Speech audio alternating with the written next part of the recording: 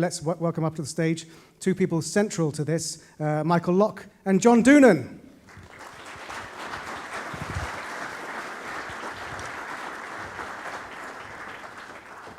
Keep the applause going until they make it to the stage. Come on. They've traveled a long way, further than that, to get here. Great to see you. Thanks for having us. So, first of all, the video is very exciting, but so many questions immediately come up. So I guess, starting with you, Michael, give us a bit of background, more than we saw in that video, of why next year and why NASCAR to Le Mans. Morning, everybody. Nice to see you all. The story is quite simple, Neil. 100-year anniversary of the most fantastic and historic 24-hour race in the world. 75th year anniversary of NASCAR. A legacy from 1976, the father of our current chairman and boss, a twinkle in his eye when he thinks of Le Mans. And all of that wrapped up in the fact that we have launched a new generation NASCAR Cup car this year, based around the current generation Chevy Camaro, Ford Mustang, Toyota Camry. NASCAR has got a lot of energy around it now in 2022, going into 23. So all the planets aligned, I think is fair to say. I mean, it's quite a romantic story with the sort of the dates aligning, the important anniversaries. But I think it's also crucial that there's the way that the car needs to adapt to the 24 hours of Le Mans. We can get into the nitty-gritty of it, but basically, even the NASCAR Next Gen Cup car is designed for ovals. It's one of the fastest cars in the world that's in competition. But how on earth do you even start the process of adapting that car to do the 8 miles of the Circuit de la Sarthe? Well, adding my good morning, and thanks to Peter and the team at Blackbook for having us and putting on a great event here. But the work has been going on for a while, over a year, trying to get the car, as you point out, into an endurance racing format.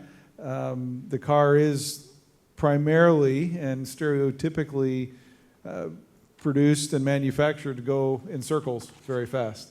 But as most of you probably have seen, NASCAR has added more road courses to the mix, which has been exciting for our fans to see this new car, which is quite like a GT car in the end, the underpinnings of which Dallara has played a key role in developing.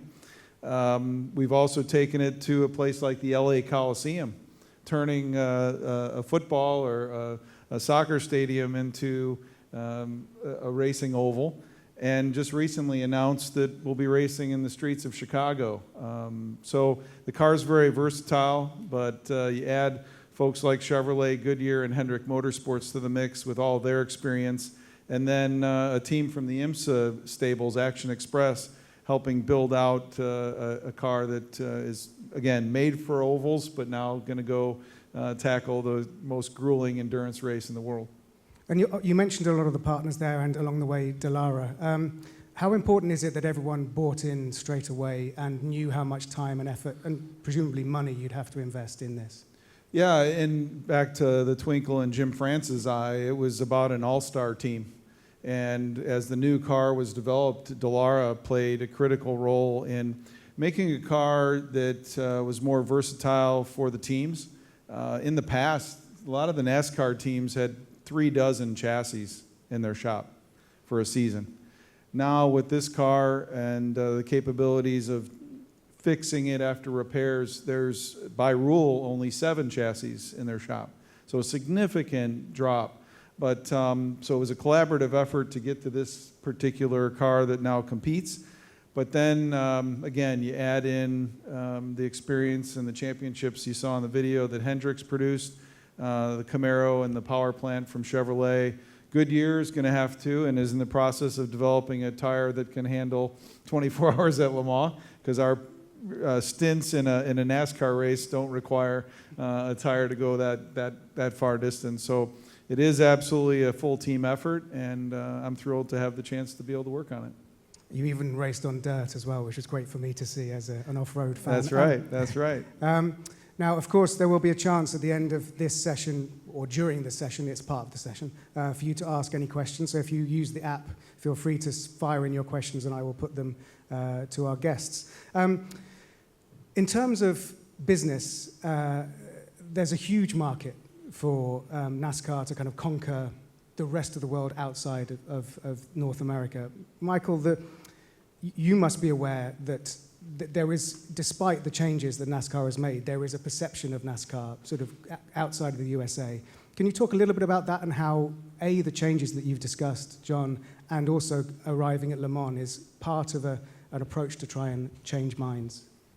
I think everybody in this room would understand and appreciate that the world outside of motorsports has changed immeasurably in the last decade, particularly in terms of broadcast, in terms of how entertainment is presented. We live in the era of reality TV and a perception that you can lift the curtain on anything and peer inside. And I think what it's done is it's created a demand from the world to understand backstory, to understand context. That in motorsports, we've gone from a world of data and championship winning and lap records into a world of people demanding to understand the humanity, the emotional peaks and troughs, the backstory, the crew, the families. So I think from NASCAR's point of view, participating in a project like Garage 56 is also an opportunity to tell story, to set a new narrative in a world where a fan anywhere in Europe, in fact anywhere in the world, can live stream a NASCAR race now, just like a fan can in America. So our world has gone from being a big, powerful, dominant national race series into being on a global stage. And without taking the cars and dropping them in Europe and running races, although who knows, what can you do in terms of storytelling to engage people so that they will then follow the race? And I think we're not the only ones thinking about that. Yeah. So it's timely for us, with, as I said, the introduction of the new car, to be able to tell stories about NASCAR to race fans, to the auto racing industry, professional industry in Europe, to European-based motor vehicle manufacturers, that we can confront head-on any preconceived ideas about NASCAR, any 25-year-old narratives, that we can bring what we do now, what we do in 2022, we can bring to Europe, and we can show the value in it. I think that's a really important part of this project. Definitely, and also you, one of the discussions here today and that we have in motorsport a lot of the time is the sort of drive to survive impact, this behind the scenes, the human stories. And there is some sort of thinking that maybe that's helped Formula One to kind of corner the market, but I think you see it slightly differently, that actually it opens the doors to a lot more people to sort of get involved in motorsport. Oh, look, I don't think there's any doubt that with a proliferation of media, that the consumer now is spoilt for choice. So one view of that would be that in the context of Formula One and the very clever development of that brand through Drive to Survive, that would somehow suck from other motorsports. But I don't believe anyone who works in marketing or brand development would believe that in fact what Formula One is doing is they're doing a favor to motorsport of all shapes and descriptions. You know, the NASCAR product and the Formula One product are completely different. So I think what you have to do to compete for your space in the world now is make yourself interesting. And I think that, you know, that's the job of brands like NASCAR, is to make themselves interesting to new audiences in new ways. You know, my background is two wheels. My day job is two wheels.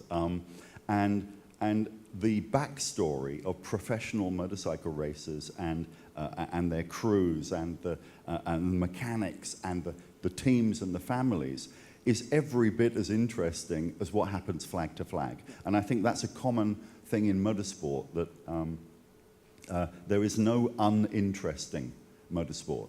It's just a question of can you get it in front of the public? Can you hook them with the stories so that they stay for the racing? I think you said there's a very interesting analogy you made in business terms about the headspace that something like this gives to other businesses, in terms of if you were going to open an Italian restaurant, if you give us that analogy. Yeah, okay. So everybody who's ever been to marketing school learns this one on day one, right? It's the if you were to open an Italian restaurant in town, where would you locate it? And of course the answer is you locate it next to the best Italian restaurant in town. Because what you do is you create a concentration of excellence. And I think that in motorsport, you know, we were discussing earlier how many different electric-based series there are. And I have no idea, and I'm not sure that anybody would actually agree how many there are.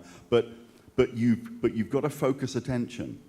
The consumer is not only spoiled for choice, they can't cope with the choice.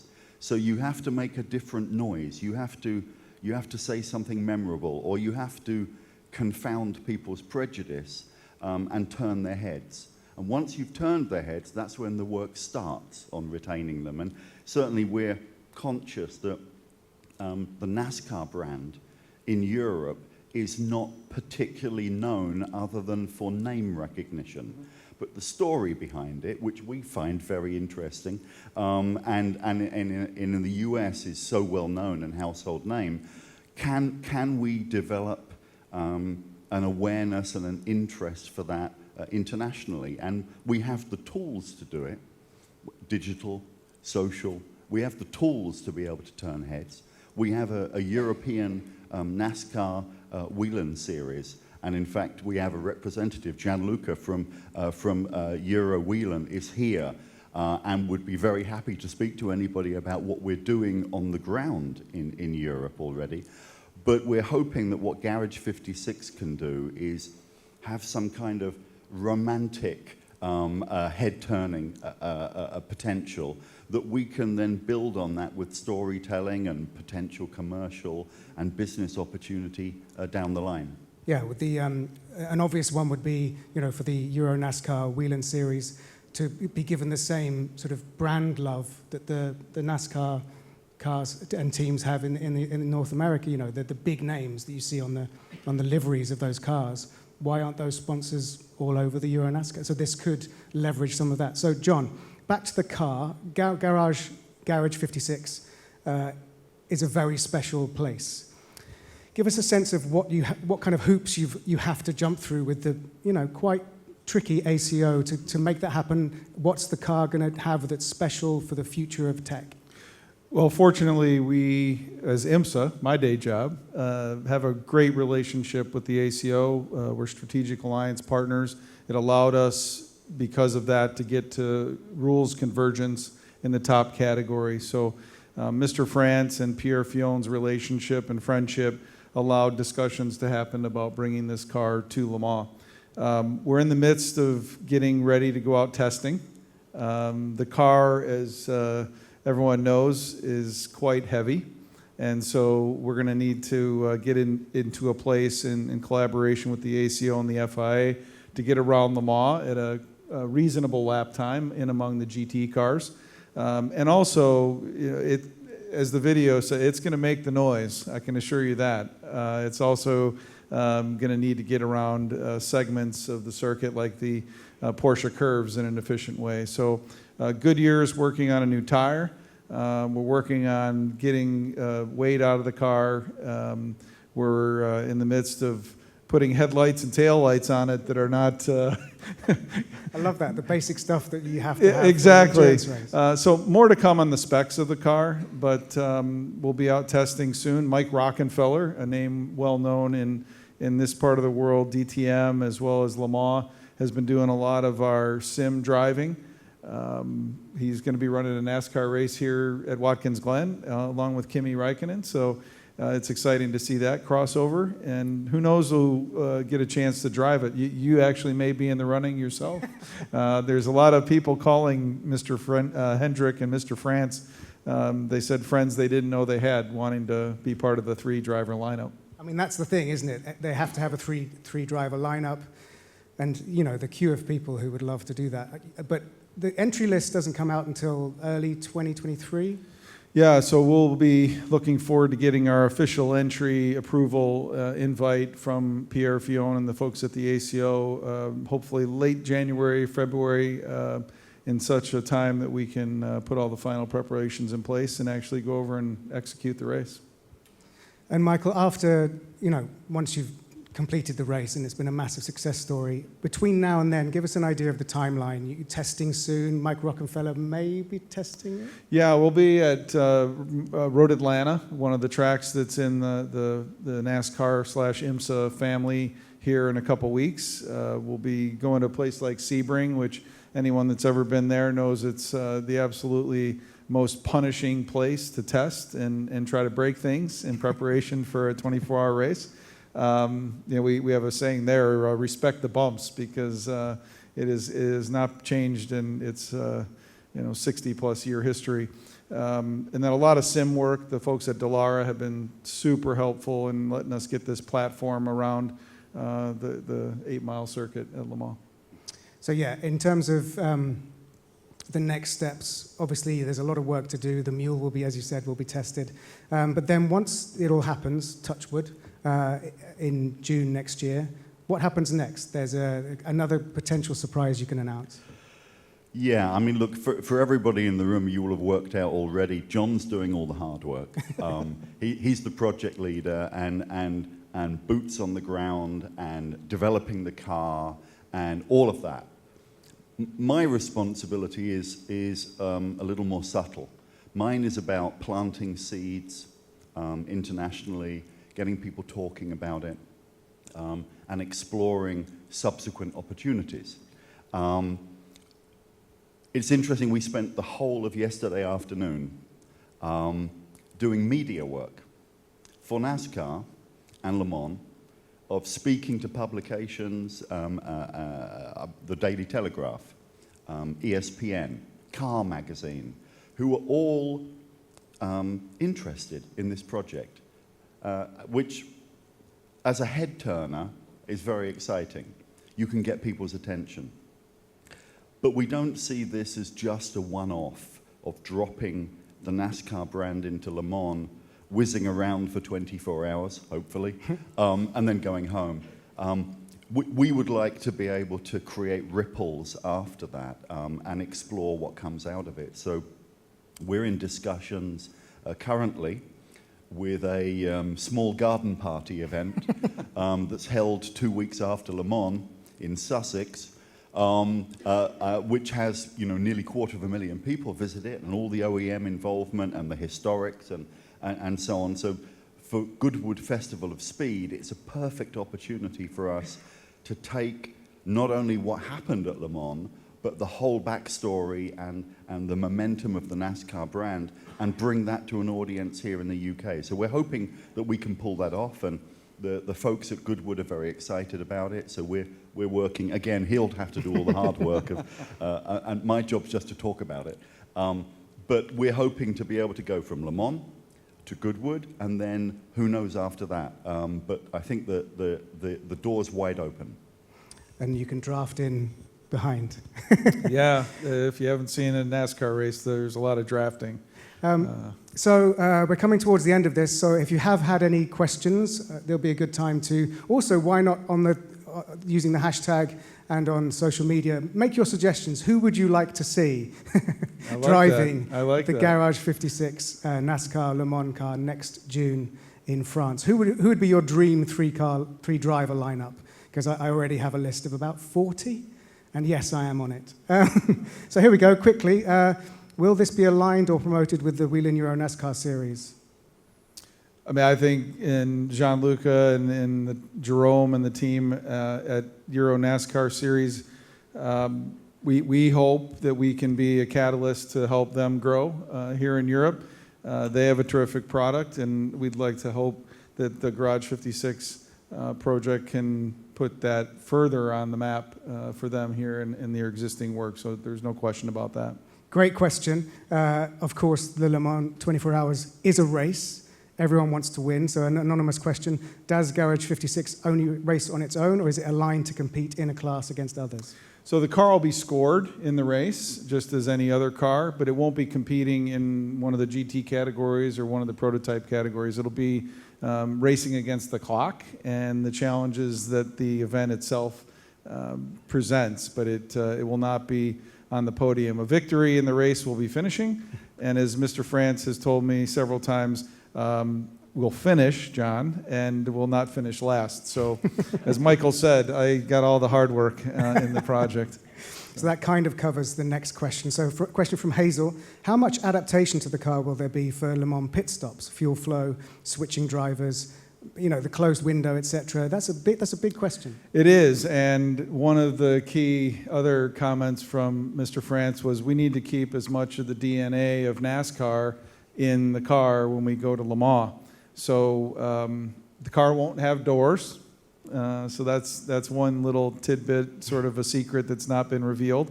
And some prizes coming on the pit stop side. Wow.